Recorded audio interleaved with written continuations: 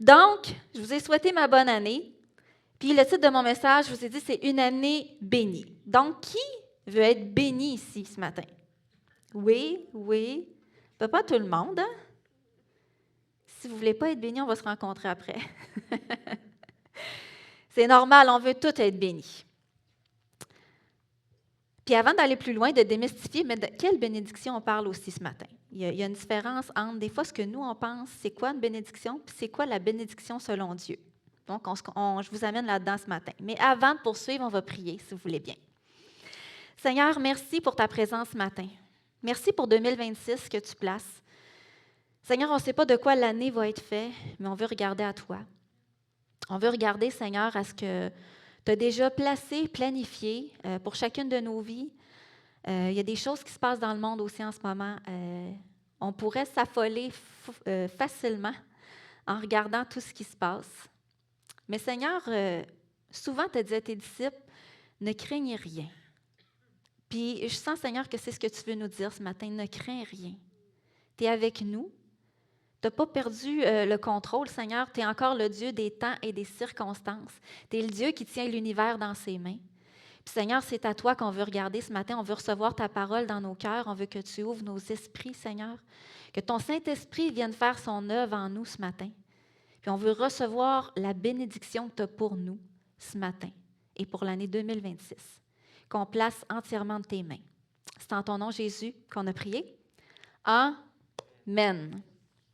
Amen. À chaque année, on a cette espèce de tradition-là de se souhaiter la bonne année. Hein? On a des vœux de bonne année, ça fait partie un peu des traditions qu'on a. On se souhaite évidemment pas du malheur, on souhaite la santé, on souhaite du succès dans les études, du succès dans le travail, moins de stress, plus de plaisir. Tu sais, une année qui va bien aller. Ça vous dit de quoi? Ça va bien aller? Ça va bien aller? Une année, mais c'est ça qu'on souhaite, c'est ça qu'on veut. Pour moi, ça a commencé avec une pierre au rein la semaine passée. C'est quand même bien. Je ne sais pas si c'était calculé. Dans ma famille, moi, du côté de ma mère, j'ai un souvenir. Quand je préparais le message, j'ai ce souvenir-là qui revenait. Mon grand-père, il s'appelait Adjutor. Adjutor, c'était tout un personnage. Mais j'ai le souvenir, quand j'étais jeune, le premier du jour de l'an, on était chez eux. Toute la famille était là. Puis mon grand-père, c'était pas nécessairement quelqu'un de religieux qui allait à l'église, qui parlait de Dieu nécessairement. C'est plus ma grand-mère, moi, qui me parlait de Dieu. Mais mon grand-père, pas tant. Mais le premier du jour de l'an, c'est important pour lui qu'il fasse la bénédicité familiale. Y en a-t-il qui ont connu ça? Oui, hein? Il y en a dans certaines familles. C'est important pour lui qu'il bénisse la famille. Je ne me rappelle plus de ses mots, mais c'était quelque chose de très solennel pour lui, puis il venait plein d'émotions, c'était chargé en émotions. C'était important pour lui qu'il puisse bénir sa famille. Donc, j'ai grandi avec ça, puis ça m'a marqué. Puis sans le vouloir, bien en fait, quand on souhaite des vœux de bonne fête, pas de bonne fête, mais de bonne année, ou des vœux comme ça, quand on voit des gens c'est important pour moi que je donne la bénédicité, bien sans réfléchir, on se trouve à bénir. Même si on n'est pas conscient du terme, on se trouve à bénir. Donc, il y a quelque chose en nous qui veut faire du bien, qui veut donner du bien, qui veut recevoir du bien. Ça fait partie de la bénédiction. Il y a quelque chose de la nature de Dieu là-dedans. C'est ce qu'on va découvrir. Comme j'ai dit tantôt, on veut tout être béni, c'est en nous. Il y a d'ailleurs le mot latin pour bénir qui vient de bene, c'est benedicere. Bene qui veut dire bien, dicere, dire, parler. Bénir, ça veut dire du bien, parler du bien sur quelqu'un, quelque chose. La racine biblique hébreu du mot bénir, c'est dans l'Ancien Testament barak. Bénir, c'est prononcer une grâce, c'est de la bienveillance envers quelqu'un. C'est appeler la faveur de Dieu. Il y a une posture aussi là-dedans, dans la racine du mot, qui laisse entendre que c'est une posture de dépendance. C'est qu'en fin de compte, on réalise que la bénédiction, ça ne vient pas de nous, ça vient de plus grand que nous. Fait qu'il y a une posture ici de s'agenouiller, de dépendance. Ce qu'on voit à travers les Écritures, Dieu bénit. Il bénit. Dès l'origine, Dieu bénit. Ça fait partie de lui, ça fait partie de sa nature. La première mention, d'ailleurs, de la bénédiction de Dieu, se trouve dans Genèse, Genèse chapitre 1, dans les versets qui suivent. Je n'ai pas ici la référence, mais on le voit déjà tout de suite dans la création, quand Dieu a fini de créer les êtres vivants qui sont dans l'eau puis dans l'air, puis quand il a fini de créer les êtres humains, la première chose qu'il dit, Dieu vit que cela était bon et il les bénit. Tout de suite. Ils n'ont rien fait encore, ils ont à peine respiré, puis Dieu, qu'est-ce qu'il fait? Il les bénit. Tout de suite. Il les bénit, puis il leur donne le mandat, multipliez-vous, croissez, remplissez la terre. On voit aussi dans la Bible la bénédiction qui se passe de père en fils, un peu comme je racontais avec mon grand-père, mais il y avait une sorte de bénédiction qui se passait où le père donnait la bénédiction sur le fils aîné. On le voit dans les personnages principaux de la Bible. On le voit entre autres avec Isaac qui vient à bénir Jacob, mais Jacob, on apprend, on va le voir un peu plus loin, que Jacob, par ruse, il a volé la bénédiction de son frère parce que ce n'était pas lui l'aîné. On le voit avec Jacob qui vient bénir Joseph aussi pour la suite de sa vie. Puis on voit aussi dans le Nouveau Testament, quand Jésus arrive pour entrer dans son ministère, à son baptême, il sort de l'eau, tout de suite le ciel s'ouvre et Dieu parle. « Voici mon fils bien-aimé, en lui j'ai mis toute mon affection. » Jésus, il n'a rien fait encore, mais c'est une bénédiction que Dieu vient de prononcer là. « Voici mon fils. » Ce qu'on voit quand Dieu bénit, c'est lié à une relation. Il y a quelque chose de relationnel qui est là. Ce n'est pas au hasard, la bénédiction. Il y a quelque chose ce qui prend place au début, c'est parce qu'il y a un lien filial. Il y a un lien de familiarité. Donc, Dieu bénit parce que tu m'appartiens. Ensuite, il y a le missionnel qui vient, mais ça commence par le relationnel. Dans Nombre aussi, on voit Dieu qui dit à Moïse, là, tu vas parler à Aaron, puis voici comment que je veux qu'il bénisse le peuple. C'est important pour Dieu, ils vont bénir le peuple avant toute chose. Puis on connaît ce fameux verset, mais qu'on le chante, hein, que l'Éternel te bénisse et te protège, que l'Éternel te regarde avec bonté, qu'il te fasse grâce, que l'Éternel veille sur toi et t'accorde la paix. Hein? Entre autres mots, c'est comme je veux que tu te rappelles, que tu saches que les gens réalisent que je suis avec eux, je suis pour eux. Je ne suis pas contre eux. J'ai des bonnes dispositions envers eux. Au départ. Tu n'as rien fait encore. Ce qu'on découvre dans la Bible, c'est que Dieu bénit. Il ne maudit pas, il bénit. La question, c'est donc pas de savoir est-ce que je veux être béni, parce que je pense que tout le monde veut l'être, mais c'est de quelle bénédiction on parle exactement. De quoi on parle quand on dit je veux être béni, de la bénédiction de Dieu. La bénédiction, selon Dieu, premièrement, c'est quand nous, on parle de bénédiction, mais que Dieu parle d'identité. Puis on va démystifier ça ce matin. Nous, on cherche une amélioration de nos circonstances. Quand on pense bénédiction, on pense à une amélioration de notre vie, mais Dieu, lui, il pense à non, je vais te rappeler à qui t'appartiens en premier. Premièrement, c'est ça la bénédiction. Selon nous, quand on pense bénédiction, on pense que des choses ce qui va bien, des choses qui réussissent, ce qui est visible et mesurable. Je suis capable de le voir, les choses vont bien, je suis béni. On mesure, ça va bien, je suis béni. On mesure, j'ai la santé, je suis béni. J'ai les finances, je suis béni. J'ai des circonstances favorables, ça va bien, j'ai du succès, ça va bien mes affaires, je suis béni, mes projets fonctionnent. J'ai assez d'épargne, je suis épargné de la maladie, donc je suis béni. Je suis épargné du manque, je suis béni. On veut être béni pour nous en premier, pour nos intérêts, ce qui répond, ce qui nous fait du bien. On veut être béni pour avoir plus pour nous. Est-ce que je suis seule comme ça? Non, hein? On cherche avant tout le confort, et c'est humain. On cherche le confort, on cherche la sécurité. On cherche une validation extérieure. On cherche en fait à être bien, puis on ne veut pas souffrir. Puis on pense que la bénédiction, souvent aussi, c'est quelque chose qui se mérite. Inconsciemment, on essaye de la mériter, la bénédiction. Puis selon Dieu, être béni, c'est être reconnu comme fils et fille. Dieu me rappelle qui je suis. Quand on voit Dieu bénir dans la Bible, il rappelle qui tu es. Quand Dieu bénit, il reconnaît que, en fait, il te place dans une relation d'intimité puis de confiance. C'est ça la bénédiction de Dieu. C'est recevoir une vie. Dieu la donne. C'est une vie qui est alignée, qui est dirigée, qui est soutenue par lui, peu importe les circonstances. Nous, on cherche la bénédiction pour aller mieux dans notre vie, pour améliorer notre vie, mais Dieu, lui, est béni pour nous rappeler à qui on appartient, peu importe ce qu'on vit dans le moment, peu importe nos circonstances.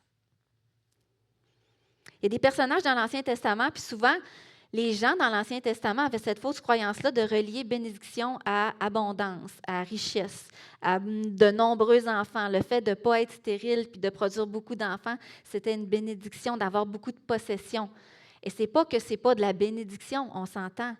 Mais les gens faisaient un lien entre avoir tout ça et la bénédiction de Dieu. Et pourtant, ce qu'on voit aussi dans d'autres circonstances, mais c'est que tu peux être béni aussi sans avoir ces choses-là.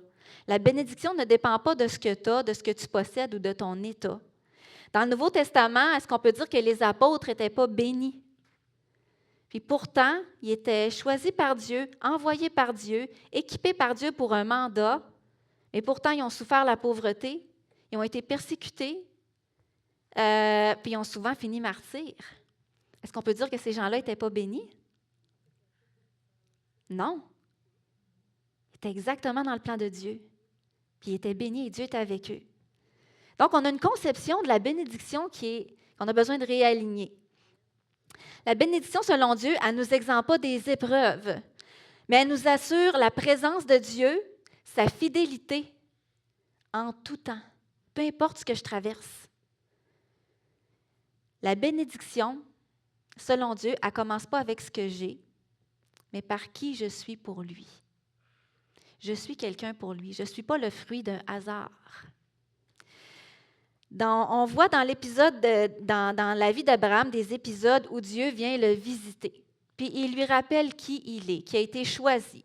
Dans Genèse 12, d'ailleurs, je vous invite à aller découvrir la vie d'Abraham, 12, 13 et la suite des chapitres, si vous êtes curieux, si vous voulez lire sur la vie d'Abraham, comment Dieu intervient dans sa vie, comment il le bénit, comment il fait multiplier sa vie. Puis je commence déjà au début parce qu'on va voir une histoire entre Abraham et Lot, de quelle façon la bénédiction de Dieu fonctionne. Puis, je commence déjà avec Abraham, déjà au chapitre 12, à partir du verset 1.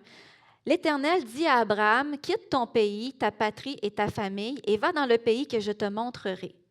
Je ferai de toi une grande nation, je te bénirai, je rendrai ton nom grand, et tu seras une source de bénédiction. » Dieu visite Abraham, « Je t'ai choisi, je te bénis, je vais faire de toi une grande nation, je vais te bénir.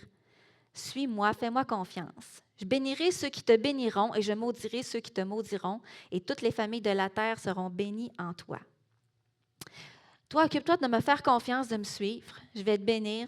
Ta vie va avoir un impact, un sens. Ta vie va être une source de bénédiction, un encouragement, un espoir pour les gens autour de toi. Je te bénis avec ma vie pour qu'à ton tour, tu deviennes une bénédiction. Premièrement, Dieu bénit. Dieu bénit avant toute chose, il donne la bénédiction. On ne peut pas obtenir par nos propres efforts la bénédiction de Dieu. C'est ce qu'on découvre dans la Bible. Il n'y a rien que tu peux faire pour obtenir la bénédiction de Dieu par tes propres forces. Il n'y a aucune performance que Dieu va dire « Ah, tu as tellement bien performé, voici, je te bénis. » Ça ne fonctionne pas comme ça. C'est un don, ce n'est pas de la chance, ce n'est pas un effort. Tu ne peux rien prouver à Dieu, Dieu te connaît déjà. Et pourtant, autant qu'il connaît le beau que le laid, il choisit de t'aimer et de te bénir pareil au départ. La bénédiction de Dieu que Dieu donne, c'est pour te libérer de toute forme de pression intérieure et extérieure aussi.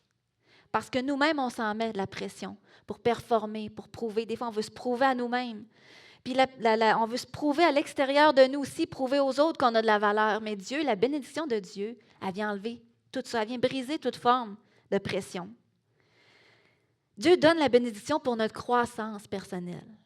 Mais attention ici, la croissance, selon Dieu, encore une fois, c'est que moi, je diminue puis que lui, il grandisse dans ma vie. C'est ça la croissance, et non le contraire. C'est pour affermir mon identité de fille de Dieu, de fils de Dieu, que je ne suis pas seule au monde, je ne suis pas un Lone Ranger que Dieu a oublié dans un coin parce que ça ne va pas bien ma vie. Non. Tu appartiens à quelqu'un qui a des intérêts à cœur, qui est bienveillant envers toi. Ensuite, Dieu il envoie, il bénit et envoie, il t'équipe. Sa bénédiction, il la donne pour faire sa volonté, pour nous aider, nous équiper à faire sa volonté dans nos vies. Pas nos désirs. C'est pas essayer de faire sa volonté pour obtenir une bénédiction. Ça ne fonctionne pas comme ça. Elle est déjà disponible. Et Dieu donne sa faveur, sa grâce. Il nous équipe pour faire son plan dans nos vies, sa volonté. Nos désirs, si on poursuit nos désirs, puis c'est souvent ce qu'on constate sans Dieu, qu'est-ce qui arrive? C'est qu'on poursuit nos désirs, puis on pense que c'est ça la liberté. La vraie liberté, c'est de suivre nos désirs, parce que ça nous procure un sentiment de feel good. Je poursuis ce que je veux qui me procure du plaisir. Mais ce qu'on se rend compte, c'est que plus tu vas poursuivre tes désirs, en fait, moins tu vas venir libre. Tu vas venir de plus en plus enchaîné, parce que c'est tes désirs qui vont devenir ton maître maintenant, qui vont te dominer. Mais la vraie liberté, selon Dieu, ça te rend complètement libre de tes désirs, parce qu'il va venir remplacer ses désirs par tes désirs, pour faire sa volonté. Son appel à lui, c'est de le suivre. Puis la bénédiction de Dieu, c'est pour te rappeler que tu as un but dans la vie. Il y a un sens à ta vie. Tu n'es pas ici pour hasard. Le but de ta vie, ce n'est pas la poursuite des good feelings. Tu as été créé pour plus que ça. J'ai été créé pour plus que ça. Dans Genèse 13, je poursuis avec l'histoire d'Abraham. Là, je vais lire un passage un peu plus long, mais suivez-moi. Genèse 13, à partir du verset 1, on a vu déjà que Dieu commence avec la vie d'Abraham. Il commence tout de suite, je te bénis, puis je vais te bénir. Suis-moi, je vais te bénir. Puis là, ça se poursuit. Abraham remonta d'Égypte vers le Néguev avec sa femme et tout ce qui lui appartenait. Lot était avec lui. Lot, c'était son neveu. Abraham était très riche en troupeaux, en argent et en or. Il se rendit par étapes du Néguev jusqu'à Béthel, jusqu'à l'endroit où était sa tente au début, entre Béthel et Haï, là où se trouvait l'autel qu'il avait fait la première fois. Là, Abraham fit appel au nom de l'Éternel. Lot, qui voyageait avec Abraham, avait aussi des brebis, des bœufs et des tentes. La région ne suffisait pas pour qu'ils habitent ensemble. En effet, leurs biens étaient si nombreux qu'ils ne pouvaient plus rester ensemble. Il y eut une dispute entre les bergers des troupeaux d'Abraham et les bergers des troupeaux de Lot. Les Cananéens et les Phérésiens habitaient alors dans le pays. Abraham dit à Lot qu'il n'y ait donc pas de dispute entre toi et moi, ni entre tes bergers et les miens, car nous sommes frères. On est de la même famille, come on. On ne commencera pas à se chicaner. Si tu vas à gauche, je vais aller à droite. Puis si tu vas à droite, je vais aller à gauche. Hein? On a fait un bout de chemin ensemble, on est de la même famille. Mais là, ça ne peut pas continuer comme ça. Il y a une prospérité des deux côtés, on est appelé à croître encore, à grandir. Il y a comme deux destinées qui se forment aussi au travers de ça, puis écoute, on risque de s'autodétruire. C'est mieux qu'on se sépare. Puis déjà, on voit la confiance d'Abraham pour qu'il lui dise, bien, choisis ce que tu veux, je vais prendre ailleurs. Il me semble que ce n'est pas le premier réflexe souvent qu'on a. Mais c'est comme si, il a dit, regarde, va où tu veux, je vais aller, peu importe. Peu importe. C'est comme si Abraham avait cette confiance-là au départ. Mon deuxième point, c'est que la bénédiction, selon Dieu, c'est une bénédiction qui ne protège pas de l'épreuve, mais qui vient révéler Dieu dans ce qu'on vit. Ça sert à ça, la bénédiction de Dieu. Je continue avec Genèse 13, verset 10.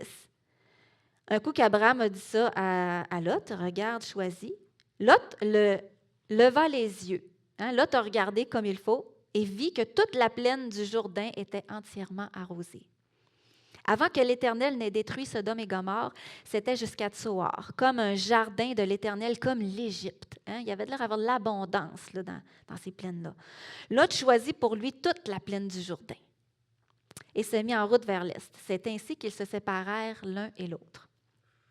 Lot a pris la peine de bien évaluer son affaire, puis écoute, je vais choisir pour moi, puis c'est naturel, c'est normal, c'est humain. Je veux m'en aller vers quelque chose qui va être selon mes intérêts.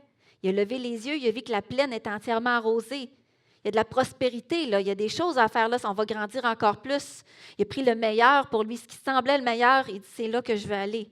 C'est bon pour les troupeaux, ça va être bon pour l'agriculture, ça va être bon pour notre développement. Ça me faisait penser quand, il y a quelques années, mes garçons étaient plus jeunes, c'était plus des bébés à ce moment-là. Je nomme pas de nom. Mais quand je faisais un dessert ou que je servais une part de gâteau, puis on le voit que c'est humain, hein, c'est dans le cœur humain. Ils se regardaient là pour savoir, ouais, mais lui, il a une plus grosse part que lui, comment ça se fait? Puis des fois, c'est une question de millimètres, mais c'était remarqué. Ah, lui, il a une plus grosse part. J'en veux comme lui. Je poursuis à partir du avec le verset 12. Mais ce qu'on voit avec Abraham, c'est qu'il n'y a pas ce réflexe-là au départ. Il y a vraiment le réflexe de dire, choisis ce que tu veux. Fait qu'Abraham, Genèse 13, versets 12 et 13, Abraham s'installa dans le pays de Canaan, tandis que Lot s'installa dans la ville des plaines et dressait ses tentes jusqu'à Sodome. Les habitants de Sodome étaient mauvais et péchaient beaucoup contre l'Éternel. Puis c'est ce qu'on voit dans la suite de l'histoire. Si vous allez lire l'histoire après, vous allez voir que le péché devient tellement grand dans Sodome et Gomorrhe que Dieu n'a pas le choix de détruire la ville. Et puis, il y a un sauvetage de Lot express avec ses filles. Finalement, sa femme ne s'en sort pas. Mais c'est une histoire quand même qui est tragique au bout du compte. Donc, fait qu'on voit Abraham s'en va s'installer à Canaan finalement, puis Lot, il s'en va vers les plaines verdoyantes. Fait que verset 14, on poursuit. L'Éternel dit à Abraham, après que Lot se fut séparé de lui, ça j'aime ça, tu sais, c'est comme si Abraham a dit, prends ce que tu veux, c'est correct, on ne chicanera pas pour ça, vas-y, j'ai confiance en Dieu. Mais il reste qu'il devait dire, je ne sais pas comment il a pu vivre le truc. On voit qu'il y avait une certaine confiance, mais je ne sais pas s'il s'est dit à un moment donné, ouais, où est-ce qu'on va s'installer? Là, il a été prendre la plaine la plus prospère. Qu'est-ce qui nous reste finalement? Puis finalement, il est en Canaan, mais on continue. Il dit, l'Éternel dit à Abraham, lève les yeux. C'est Dieu qui a dit à Abraham, lève les yeux. Lot, lui, a regardé les yeux pour lui, puis un coup que Lot est parti, Dieu s'approche d'Abraham, il dit, lève les yeux de l'endroit où tu es. Regarde vers le nord et le sud, vers l'est et l'ouest. En effet, tout le pays que je vois, je te le donne à toi, ainsi qu'à ta descendance pour toujours. Je rendrai ta descendance pareille à la poussière de la terre, de sorte que si quelqu'un peut compter la poussière de la terre, ta descendance sera aussi comptée. Lève-toi et parcours le pays dans sa longueur et dans sa largeur, car je te le donnerai. Abraham déplaça sa tente et vint habiter parmi les chaînes de Mamré, qui sont près d'Hébron. Là, il construisit un autel en l'honneur de l'Éternel. Lot choisit les plaines du Jourdain, une terre verdoyante, comme j'ai dit tantôt, fertile, facile, prospère à vue humaine. Puis ça me fait penser des fois qu'on regarde la vie des gens, des fois, il me semble que leur vie est facile, eux autres. Hein? Il me semble que tout leur réussit, ça a l'air prospère, ils choisissent des trucs, ça va bien. Puis je regarde ma vie, il me semble que c'est difficile. Il me semble que, je ne sais pas. Ou le fait de dire, je vais être généreux avec ma vie, mais pas trop parce que j'ai l'impression que je perds. Puis c'est pas le sentiment qu'Abraham avait de perdre. Suivez-moi. C'est pas ce sentiment-là, parce qu'il n'aurait pas dit, prends ce que tu veux. Il y avait une confiance en Dieu, puis une compréhension de Dieu que Lot n'avait pas. Quand Dieu dit, lève les yeux, je vais te montrer maintenant ma perspective. Je vais te montrer c'est quoi la bénédiction, la vraie bénédiction. Ça ressemble à quoi, Seigneur, ta bénédiction dans ma vie en ce moment? Parce qu'il y a des fois que, oui, on peut se retrouver, qu'on voit les gens, ça réussit, puis que nous, on est épreuve par-dessus épreuve, problème par-dessus problème. C'est difficile. Puis des fois, tu peux te demander, OK, mais ça ressemble à quoi, Seigneur? Là, j'ai besoin que tu me dises, lève les yeux, montre-moi. Montre-moi qu'est-ce que tu es en train de faire. Montre-moi, ça ressemble à quoi, la bénédiction présentement dans ma vie? Parce que là, franchement, je ne la vois pas. Puis c'est quelque chose qu'on peut dire à Dieu, ça. Puis Dieu se plaît à répondre à ça. Abraham, il s'installe en Canaan. Ça, c'est reconnu pour être une terre plus sèche, plus rocailleuse, plus exigeante physiquement pour la travailler. Elle dépendait beaucoup du climat. Puis il y a le contraste ici que Lot qui choisit la bénédiction immédiate, puis Abraham qui fait confiance au Dieu de la bénédiction. Il sait qu'il est béni, peu importe où il va se trouver. Il sait que ce n'est pas une question de terre. sait que ce n'est pas une question d'endroit. Ça dépend d'une personne, ça ne dépend pas d'un lieu. Ça dépend d'une personne, ça ne dépend pas d'un diagnostic. Ça dépend d'une personne, ça ne dépend pas des injustices qu'on vit. C'est un rappel de Dieu pour Abraham qu'il est la bénédiction suprême. Dieu, c'est moi ta bénédiction dans ta vie. La bénédiction de Dieu, elle ne change pas toujours nos circonstances puis le décor dans lequel on est. Mais ça change notre compréhension de qui on est puis de c'est qui notre Père. La bénédiction, selon Dieu, troisièmement, c'est que Dieu nous bénit pour bénir. Dieu est amour puis il nous aime. C'est pour ça qu'il nous bénit. Il nous a créés, il nous a pensés. Il nous aime profondément. Puis il veut nous bénir. Il fait déborder son amour sur nous. Fait que la bénédiction, c'est faite pour déborder, c'est pas faite pour garder. Dieu est amour, c'est sa nature, puis il ne peut pas faire autrement que de le déborder. Puis nous, c'est la même chose, il nous bénit. Puis cette bénédiction-là est faite pour déborder, pas faite pour garder pour nous. La bénédiction, c'est jamais une destination où je suis arrivée à un endroit dans ma vie où là, je peux dire je suis bénie. C'est un appel à devenir une source constamment. Source de bénédiction. C'est un rappel constamment que le Dieu de la bénédiction est avec moi puis que je suis appelée à mon tour à être une source de bénédiction. Bénir les autres, c'est favoriser, préparer un chemin vers Dieu dans la vie des autres. Que ce soit avec nos enfants, notre famille, nos amis, les collègues de travail. Bénir les gens, vouloir du bien pour eux. Pas chercher à contrôler les circonstances par peur. Je ne cherche pas ma volonté dans la vie des autres. Vouloir le bien des autres, bénir les autres, c'est abandonner à Dieu, se soumettre à Dieu, c'est s'humilier devant Dieu. Bénir les autres, c'est laisser Dieu être Dieu dans leur vie, de laisser Dieu agir. Puis Dieu il est comme nous, comme envers nous, qui est bienveillant, il nous demande aussi de l'être envers les autres. Parce que nous, on a quelqu'un qui s'occupe de nos intérêts en premier. Nous aussi, on veut le bien des autres. Ça veut dire prier pour les autres. Ça veut dire qu'on fait acte de bienveillance par nos paroles, par nos gestes quand on a l'occasion. On souhaite du bien, pas le mal. Jésus nous demande même de bénir nos ennemis. Hein? Bénissez ceux qui vous persécutent, priez pour ceux qui vous maltraitent, aimez vos ennemis. Ce n'est pas dans l'ordre, mais vous comprenez l'idée. Hein? Moi, personnellement, j'ai une confession à faire. Le pardon, c'est un style de vie qu'on apprend avec Jésus, que tu es mieux de pardonner parce que c'est pour toi d'abord, hein? C'est pour te libérer, puis ça fait du bien à ton âme. Bien, la bénédiction des autres, c'est ça aussi. Puis j'avoue que quand moi je lisais ce verset-là, pardonnez à ceux qui vous font du mal, oui, ça c'est correct, Seigneur, tu sais, par ta grâce, je ne dis pas que c'est toujours facile, mais par ta grâce, tu m'apprends puis tu m'aides à me rendre là, c'est bon. Mais bénissez ceux qui vous font du mal. Ouf, c'est une coche de plus, ça. Non? C'est parce que je suis prête à y pardonner, mais il souhaitait du bien. Moi, c'est ça qui mange ce qu'il m'a fait. J'aimerais ça qu'il goûte ce qu'il a fait goûter, ce qu'il m'a fait goûter. Puis là, c'est dire, OK, Seigneur, ça t'appartient, mais il va plus loin. Non, bénis, souhaite du bien. Prie qu'il arrive du bien. Le bien que tu te veux, là, prie-les pour l'autre. Ouh! Ça, on a besoin de la bénédiction de Dieu pour ça. On a besoin de la grâce de Dieu pour ça. Mais il faut se rappeler que dans sa grâce, Dieu, il nous bénit même si nous, on ne le mérite pas. Nous, en premier, on ne le mérite pas. Donc, c'est la même chose envers les autres. Quand on bénit, on reconnaît la grâce puis l'œuvre de Dieu d'abord dans notre propre vie, puis la grâce puis l'œuvre de Dieu qu'il veut faire dans la vie des autres. On n'est pas différent des autres. Quand on bénit, c'est qu'on participe à semer la vie comme Dieu le fait.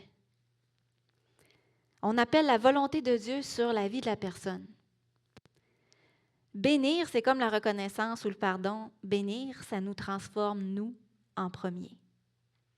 Ça transforme notre cœur. Ça nous libère de l'amertume. Ça change notre regard. C'est pas facile à faire. On a besoin de la grâce de Dieu pour ça. Ça nous rend participants de la bénédiction de Dieu aussi. Dieu me bénit pas pour que je possède plus, mais pour que sa vie, elle circule au travers moi. Amen. J'inviterai les musiciens à venir pour la dernière partie. Et je vais prendre une gorgée.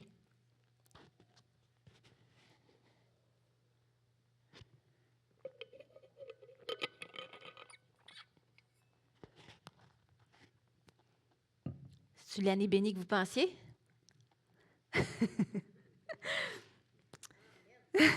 Amen. Mon quatrième point, mon dernier point. La bénédiction de Dieu, c'est aussi quand on cesse de lutter pour mériter. Quand on cesse de lutter pour mériter. Tant que je lutte pour prouver qui je suis ou ce que je vaux, je passe à côté de la bénédiction. Je me fatigue. On voit l'histoire de Jacob dans Genèse 32. Je ne le lirai pas, évidemment, puis je vous invite à aller lire une autre superbe histoire. Jacob, comment était Jacob, comment que lui, j'ai dit tout à l'heure avec Isaac, il a volé le droit, la bénédiction de l'aîné à son frère plus vieux par ruse. Fait qu'il s'est arrangé pour se déguiser un peu en son frère. Son père était un peu aveugle, puis il a trafiqué, en fait, puis il s'est arrangé pour avoir la bénédiction. Mais qu'on voit que durant toute sa vie, il a lutté continuellement pour être reconnu. Il y a une vie là, usée par la stratégie tout le temps, vouloir contrôler les circonstances, la survie, pour obtenir, pour prouver, pour toujours, continuellement. Il a tout fait pour obtenir la bénédiction par ses propres forces. Puis on peut dire que c'est une vie de survie, quasiment. C'est comme si c'est jamais assez. C'est jamais assez, j'ai besoin de plus. Puis on en vient à contrôler aussi. Puis un jour, Jacob décide de quitter la maison familiale avec le beau-père parce que là, c'était rendu problématique. Il n'y avait pas une très bonne relation. Vous irez le découvrir. Son beau-père est un peu rusé, lui aussi manipulateur. Donc, à un moment donné, ça fait « OK, on s'en va avec la famille, ses femmes, ses enfants, les servantes et tout son troupeau décide de partir. » Et en chemin, durant la nuit, Jacob est visité par un ange de l'Éternel. Et puis, Jacob se met à lutter avec l'ange. Imaginez, il se met à lutter avec l'ange. Et puis, à un moment donné, l'ange va dire à Jacob, il était rendu au petit matin, « Laisse-moi partir, car le jour se lève. » Mais Jacob répondit, « Je ne te laisserai pas aller avant que tu ne m'aies béni. » Je ne te laisserai pas aller avant que tu m'aies béni. Et puis, c'est là que Jacob change de nom, en fait, qui devient Israël, qui veut dire celui qui lutte avec Dieu. Mais cette fois-là, pas par la force, comme il a fait avant, mais en s'attachant à Dieu dans la dépendance. Parce qu'il ne voulait plus vivre la bénédiction sans Dieu. La bénédiction de Dieu, elle brise les « je ne suis pas assez ». Je ne vaux pas assez. C'est un mensonge qui nous mine toute notre vie. Dieu nous bénit pas parce qu'on est parfait, pas parce qu'on remplit toutes les cases ou que tout va bien. On est béni parce qu'on appartient à Dieu, point. Si tu as placé ta confiance en lui, si tu as fait de lui ton sauveur, ton Seigneur, tu appartiens à Dieu, tu es un enfant de Dieu, tu appartiens à Dieu. Et tu es béni. Tu es béni pas pour recevoir quelque chose. Être béni, c'est être reçu par quelqu'un. Et c'est Jésus, cette personne-là. La bénédiction, ce n'est pas ce que Dieu donne, c'est à qui on appartient, je l'ai dit plusieurs fois. Ça confirme qui on est aux yeux de Dieu. On est des enfants de Dieu. Puis quand on pense à nos propres familles, à nos propres enfants, mes enfants, ils n'ont pas besoin de rien faire pour que je les aime. C'est mes enfants. Ils ont une place privilégiée. Les gens dans ma vie, autour de moi, ma famille, ils n'ont pas besoin de faire quoi que ce soit. Je les aime, je vais être là. Je vais défendre mon troupeau. Je suis là. Je suis avec eux. On ne reçoit pas par mérite la bénédiction. C'est Dieu qui donne une identité. On la reçoit. Puis si on ne la reçoit pas, si on ne comprend pas ça, on essaie de la construire nous-mêmes. On essaie de l'obtenir par nous-mêmes, par l'insécurité, la performance, la peur, le besoin de prouver continuellement notre valeur, de se faire valider. On cherche la validation, puis on ne la trouvera pas. Je suis désolée, on ne la trouvera pas dans l'extérieur. On ne la trouvera pas dans le regard des autres parce que tout est là pour nous dire le contraire. Au lieu de nous construire, ça nous détruit. La bénédiction est avant tout relationnelle. C'est ça que Dieu nous rappelle. Tu es mon fils, tu es ma fille. C'est pour ça que je te bénis. C'est pour qu'on réalise que Dieu, ce n'est pas juste un Dieu qui est bon, qui me donne des bénédictions.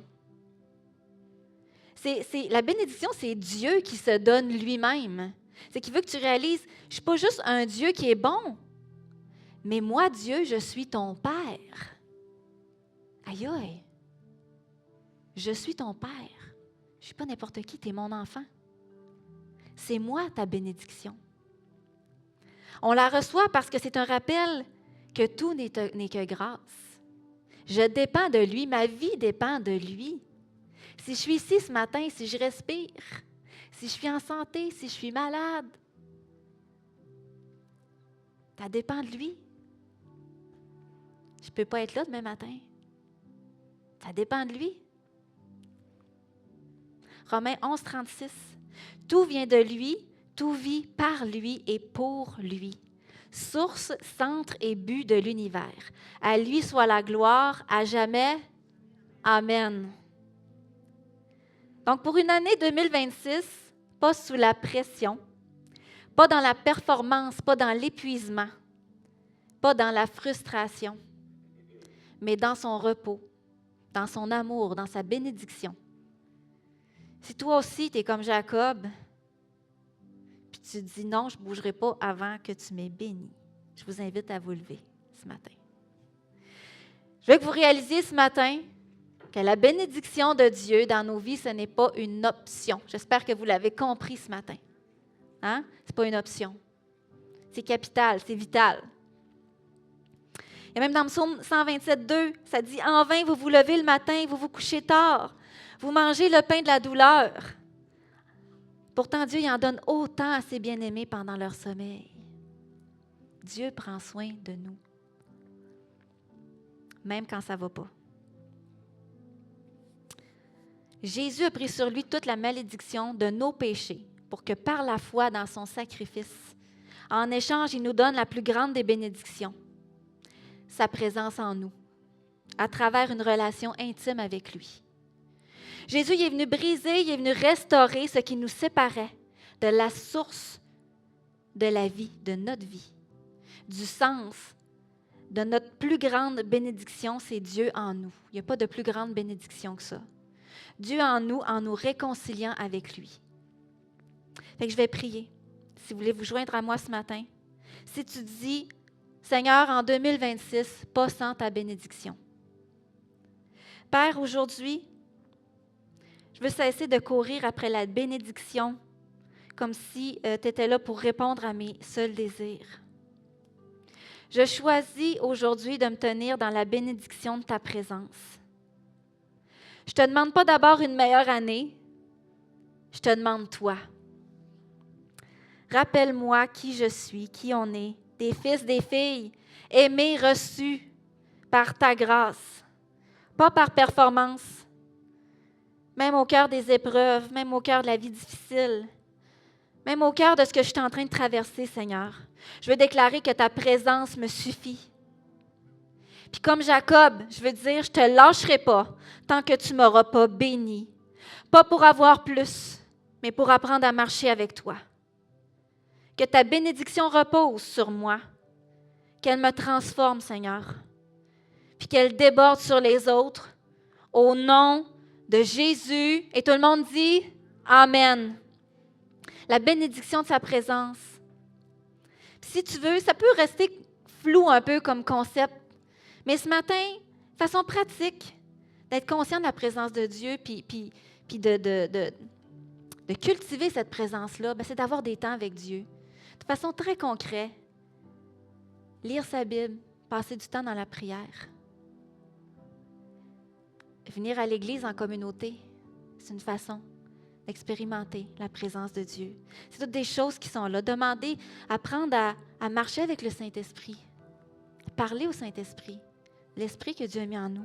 Tout ça favorise apprendre à être dans sa présence. Puis je vous encourage, puis je vais vous encourager toute l'année. Puis si ce matin, il y en a qui n'ont pas encore reçu Jésus, je veux donner l'occasion. Tu n'as pas encore reçu Jésus comme Sauveur, Seigneur de ta vie. Puis que tu réalises ce matin que ce que tu cherches comme bénédiction puis comme bonheur, comme feel good, c'est une quête sans fin qui te laisse vide à chaque fois, qui t'apporte que déception. Je te suggère ce matin que peut-être ta vraie quête, elle se trouve réellement en Dieu. Si tu veux faire ce premier-là, pas ce matin, je t'invite à prier avec moi. Puis on va tous prier pour que s'il y a quelqu'un qui le fait, il ne se sente pas toute seule. Ça va? Répétez après moi, Père.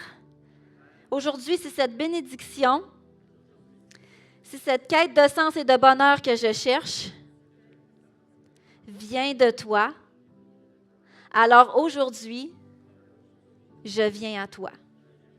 Je réalise et je reconnais que j'ai cherché ailleurs à combler